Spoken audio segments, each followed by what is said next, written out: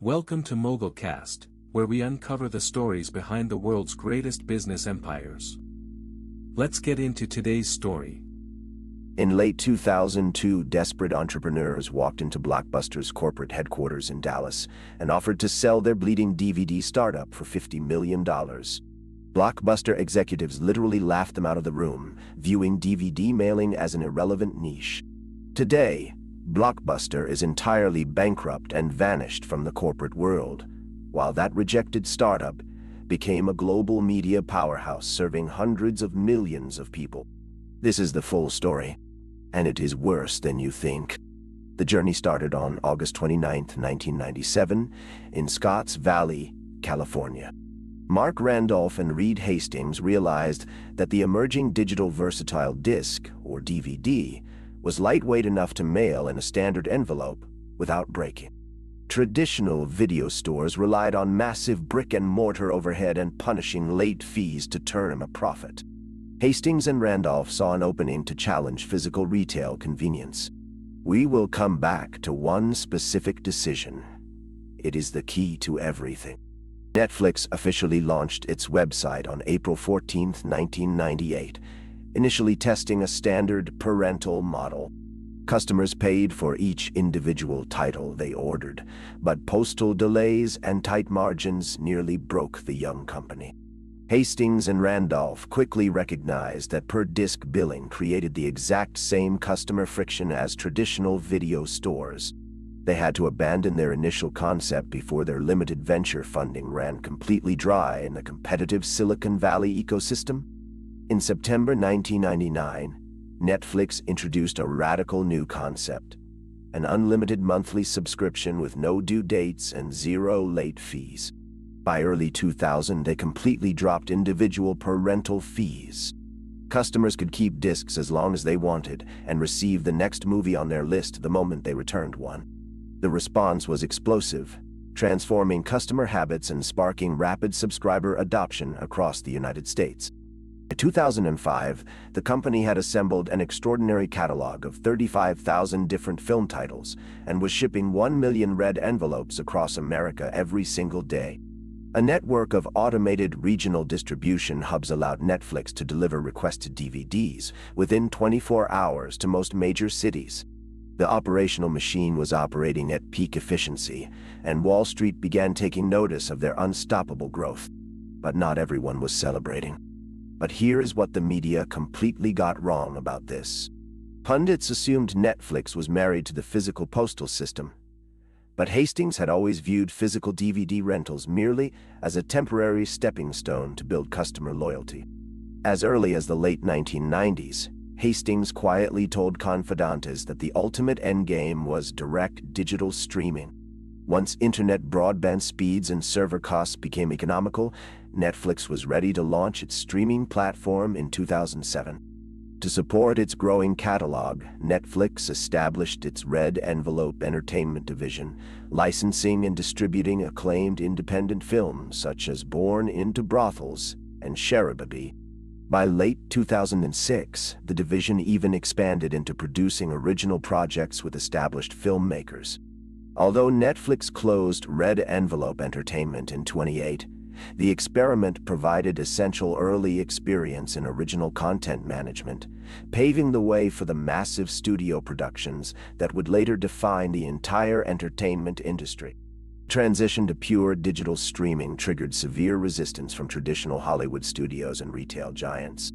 Content owners realized that licensing their movie libraries to Netflix at cheap flat rates was slowly killing their own cable and theatrical profits. Studios began dramatically hiking licensing fees or threatening to pull their content entirely. Netflix faced an existential dilemma: pay astronomical fees for third-party media or risk losing the massive digital audience they had spent a decade building. Hastings chose the aggressive path forward, betting the entire future of the business on proprietary original programming.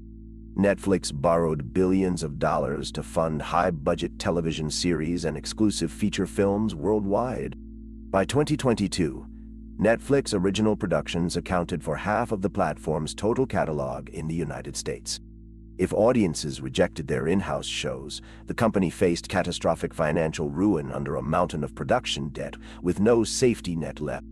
Instead of collapsing, original programming solidified Netflix as the global default destination for home entertainment.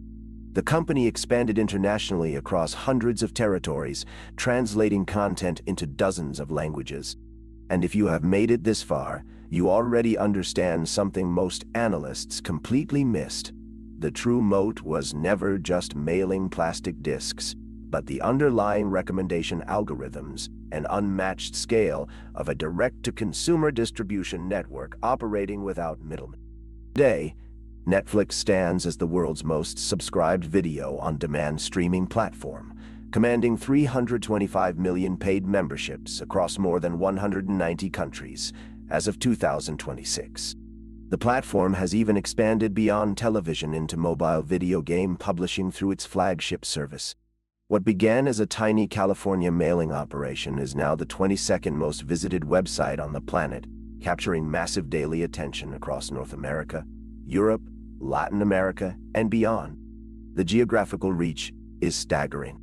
As of 2026, the United States accounts for 21.18% of total traffic, followed by the United Kingdom at 6.01%, Canada at 4.94%, and Brazil at 4.24%.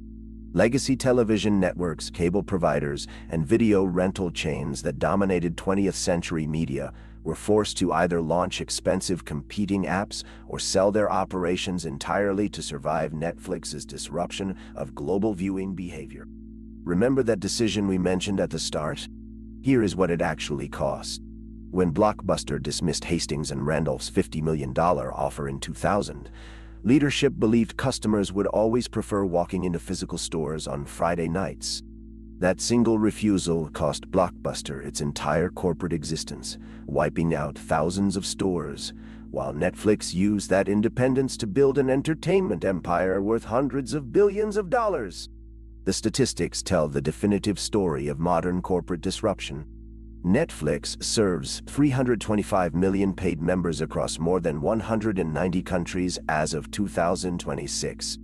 By 2022, Netflix original productions grew to represent 50% of its entire United States library. Over 21% of all web traffic originates from the United States, followed by significant shares across Britain, Canada, and Brazil, ranking the service as the 22nd most visited website globally. The real lesson of Netflix is that market leaders are rarely destroyed by superior technology alone. They are destroyed by their addiction to their existing profit models. Blockbuster made hundreds of millions of dollars from late fees and refused to eliminate them, while Netflix willingly cannibalized its own lucrative DVD by mail business to pioneer streaming. True industry dominance requires the willingness to destroy your current success before a competitor does it for you. Corporate history is filled with established titans who ignored emerging digital threats until it was too late to adapt. Blockbuster chose short-term rental profits over digital innovation and paid the ultimate price.